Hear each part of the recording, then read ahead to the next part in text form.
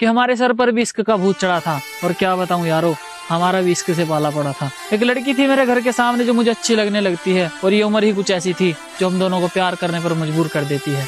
उसके साथ बिताए हुए पलों में मुझे जन्नत का एहसास होता था, और उसके घर वालों के चले जाने के बाद मैं उसकी गोद में सर रखकर चैन से सोता था। एक दिन उसके घर वालों को पता चल जाता है, वो हम दोनों को मिलते हुए देख लेते हैं, और अब उसके घर वाले उस पर पाबंदियां करनी शुरू कर देते हैं। अब हम दोनों को एक दूसरे की आदत सी हो जाती है, और मैं तो पहले ही पागल था, अब वो भी मेरे प्यार में पागल सी हो जाती है। अकेला प्यार से ही पेट नहीं भरता, उसके लिए खाना भी पड़ता है, और घर ऐसे ही नहीं चलता, उसके लिए कमाना भी पड़ता है। अब घर वालों की जिम्मेदारी और उसके प्यार का बोझ उठाकर मैं कमाने निकल जाता हूँ।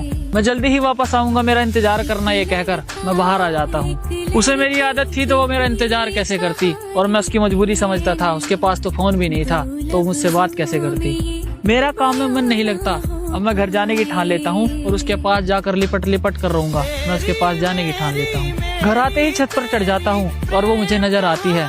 उसके हाव भाव कुछ ठीक नहीं थे, वो मुझे थोड़ी बदली बदली सी नजर आती है। जहाँ कभी मैं हुआ करता था, अब मेरी जगह कोई और आ जाता है, और जो कभी मुझसे प्यार किया करती थी, अब उसे किसी और से प्यार हो जाता है। जिसके साथ दिन रात मुलाकात हुआ करती थी, वो अब मुझे याद तक नहीं करती, और मैं उसके सामने हाथ जोड़ जोड़ कर रोता हूँ, और वो बेवफा मुझसे बात तक नहीं करती।